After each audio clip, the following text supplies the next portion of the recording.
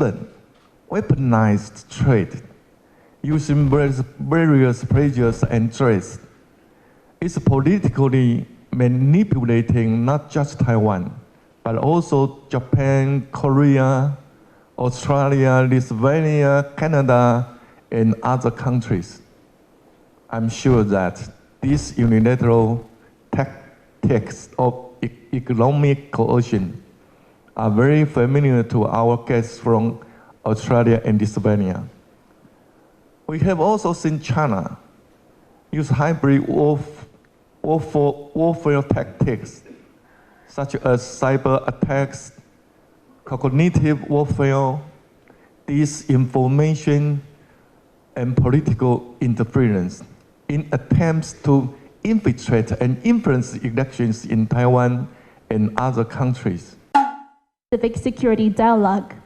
Ladies and gentlemen, please join me in welcoming His Excellency President赖清德for his remarks. Welcome.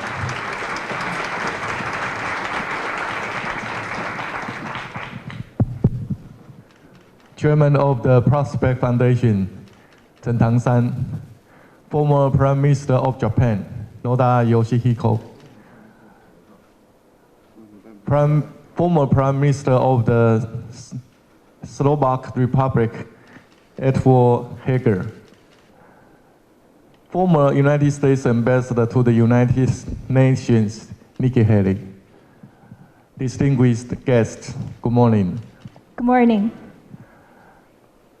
The凯达格兰Forum, now in its 8th year, is a platform for dialogue on security in the Indo-Pacific.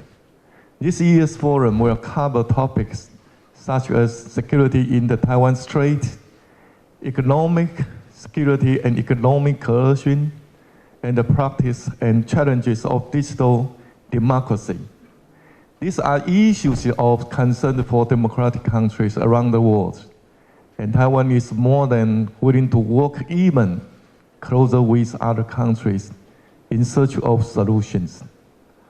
I want to extend a warm welcome to you all, and sincerely thank you for making the trip to Taiwan.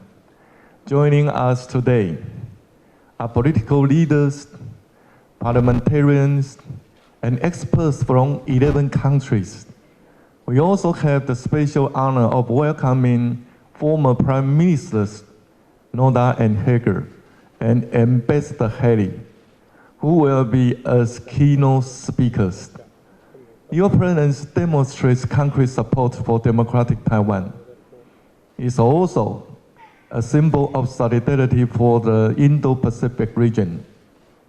In recent years, authoritarianism has grown and is becoming more aggressive. It's now a challenge at the global level. We have seen Russia invade Ukraine, and North Korea threatened the peace and stability of Northeast Asia. Now conflicts have also broken out in the Middle East.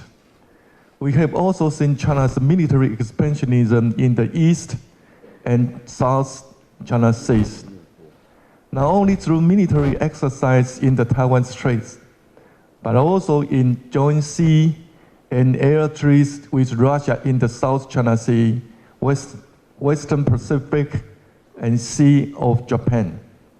Such actions are intended to intimidate China's neighbors and undermine regional peace and stability. China has even weaponized trade using various pressures and threats. It's politically manipulating not just Taiwan, but also Japan, Korea, Australia, Lithuania, Canada, and other countries. I'm sure that these unilateral tactics of economic coercion are very familiar to our guests from Australia and Lithuania. We have also seen China use hybrid warfare tactics, such as cyber attacks, cognitive warfare, disinformation, and political interference in attempts to infiltrate and influence elections in Taiwan and other countries. China has also tried using technologies and the internet to spread digital authoritarianism and such influence the development of democracy globally. We are all fully aware that China's growing authoritarianism will not stop with Taiwan, nor is Taiwan the only target of China's economic pressures.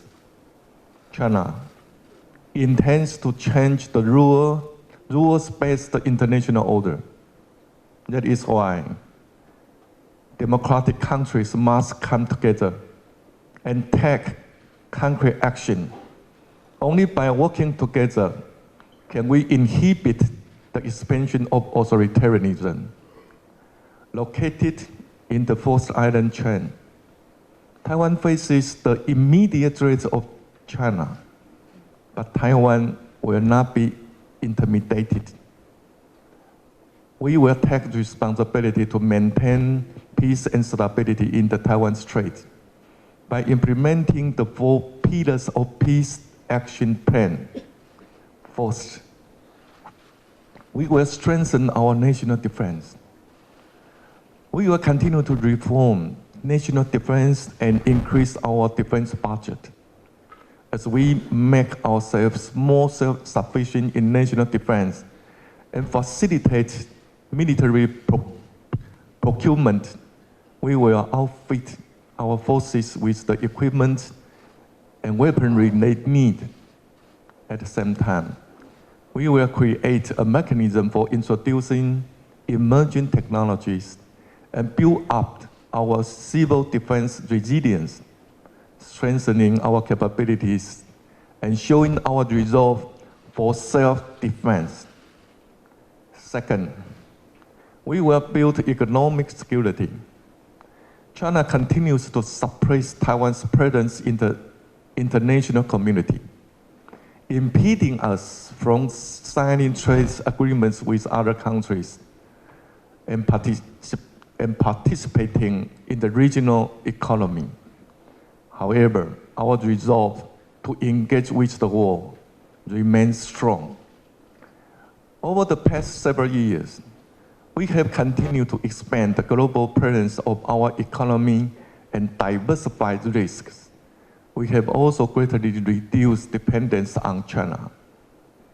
From 2010 to last year, Taiwanese investments in China fell from 83.8% to 11.4% of total outbound investment, making an all-time low. In the first half of 2010, our exports to China accounted for 43.1% of total exports. But in the first half of this year, the figure was only 31.2%, the lowest for the same period in the last 22 years. We also hope to diversify trade through new trade agreements to further increase the resilience of our economy in the face of economic coercion. At present, the first agreement under the Taiwan-US Initiative of 21st Century Trade has already been signed, and the second round negotiation is ongoing. We have also signed a foreign investment promotion and protection arrangements with Canada to expand our presence in the North American market. As for the other sides of the Atlantic, we have signed an enhanced trade partnership agreement with the United Kingdom, marking Taiwan's very first-based framework for further economic and trade relations with the European country. We have also achieved significant results with our new southbound policy. In the first half of this year, Taiwan's exports to the 18 new southbound countries reached $50.2 billion. The the highest amount ever for this time frame. Moving forward, Taiwan will continue seeking admission to the Comprehensive and Progressive Agreement for Trans-Pacific Partnership, CPTPP. Alongside other countries in the region, we hope to create even more economic success and enhance our economic resilience. Third, we will strengthen our partnerships with democratic countries. Taiwan will continue to expand collaboration with our democratic partners in all areas through values-based diplomacy. This year's forum will feature discussion on the role of Taiwan's semiconductors in stabilizing global supply chains. In this regard, we will continue to cooperate with like-minded partners on democracy chips as we build sustainable supply chains to advance global prosperity and development. Taiwan will also step up exchanges and cooperation with other countries in national defense and security.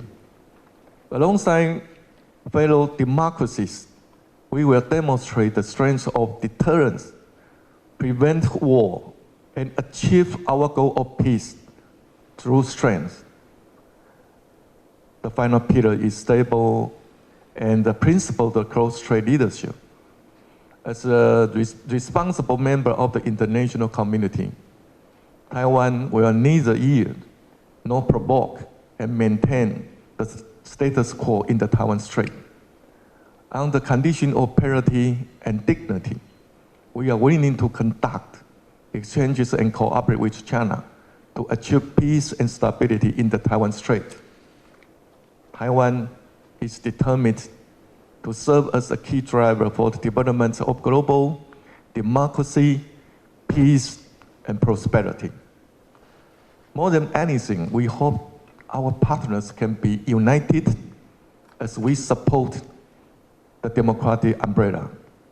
We must take collective action to confront the challenges presented by authoritarianism and defend our shared values. To close, I would like to express my appreciation once again for your consideration and support for Taiwan. Let's continue to press ahead side by side. Thank you very much. Thank you very much, President Lai, for addressing the opening ceremony. Thank you. Due to scheduling considerations, Mr. President has to depart from the forum. Ladies and gentlemen, please join me once again for a round of applause expressing our gratitude to His Excellency President赖清德for joining us this morning. Thank you, Mr. President, for gracing our forum with your presence this morning. Thank you. Thank you very much. Thank you.